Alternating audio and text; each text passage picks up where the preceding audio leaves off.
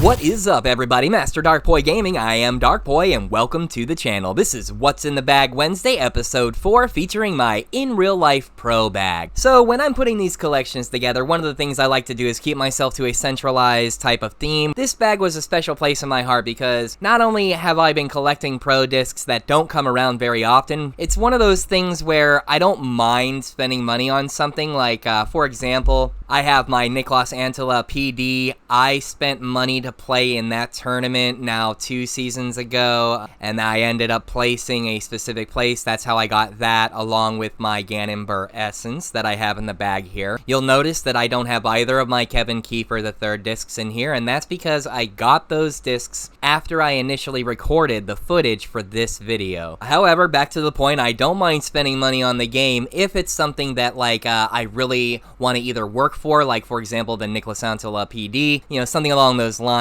I'm not really a big fan of spending money unless it's a mold that's extremely rare. For example, I'll spend money on an Extra Glide Big Skip Paradigm because you don't see it very often. But enough chit chat about different types of things in the game. Let's talk about the bag. In my putter slots, I have my Challenger. It is near and dear to my heart. I absolutely love it. I got it from the Yuli event. I can't remember if it was a random draw. I believe it was. I love the fact that I have it. The black with the burst is fantastic. I love the color scheme. As my throwing putter, I have the Niklas Antila drop. I absolutely love Antila as a player. I have been talking about him as a player now for 2 seasons. A lot of people like to talk big hype about up-and-coming newer players. Well, they had that conversation about Gannon. Look what happened. They have this conversation about Antila and how good he is and how great he plays. I think he's a fantastic player. He's fun to watch. I hope nothing but success to see him do even better in the future.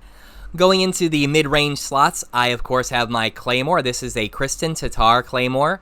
I'm a sucker for the Claymore, you know it, and Kristen Tatar is arguably one of the best, if not the best, female player of all time. Cannot remember exactly where I got it from, but I like it. It's a great design. I like the way that the pro stamps all have their own unique stamps on them, along with the signatures that are on them. You'll see that, like my Ricky Wysocki Raider over here, I put it in the bag because it has Ricky's name on it, so to me it's a pro mold, and even though it wasn't a unique pro mold, kind of like the Cloud Breakers, to me they still count, and that's kind of what makes building these bags fun, is trying to figure out alternative ways to use what you have.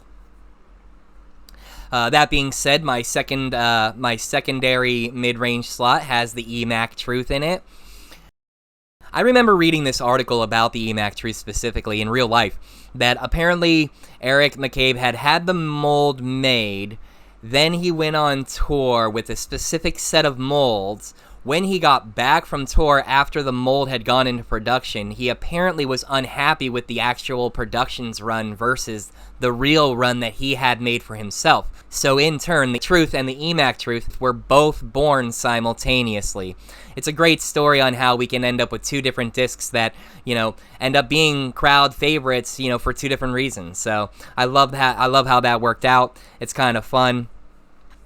Moving on, I have the Gannon Essence. I've talked about the Essence in the glow bag. It's a great understable disc. I use it a lot for downhill shots or things where I need very minimal to no fade whatsoever. And then we have the Vandal here. Now, I love this Vandal because it's the Vandal that was offered during the collab event with Alden Harris and Linus Carlson, I believe. I might have that wrong. If so, I'll have it corrected on the screen here. Anyway, the Vandal is a great disc. When you have it with the accurate roll attributes on it, it's a great dead straight shot disc. It has, to me, an equal, if not slightly favorable to the understable side, but it has an equal flight path. It's great for shooting under canopies or needing to not have a lot of travel between left and right. And it's a great roller disc if you're into throwing rollers like I am as well. Let's go ahead and talk about fairway drivers. So like I said, I got the PD. I cannot remember exactly which event it was from. I believe it was one of the Rumbles. One of the Rumbles that just actually passed that also offered the PD.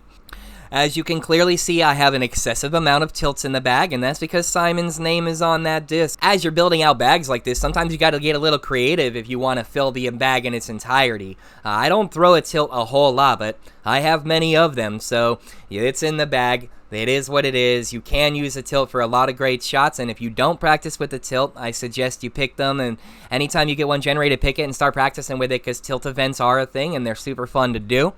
And they're definitely a wild disc to play the game with. Outside of those 4 tilts, I also have the PD, which I already talked about, and I have the Ricky Raider. The Raider is a classic in the game. It's not a bomber by any means, but if in the right hands, it can be used to do a lot of great things.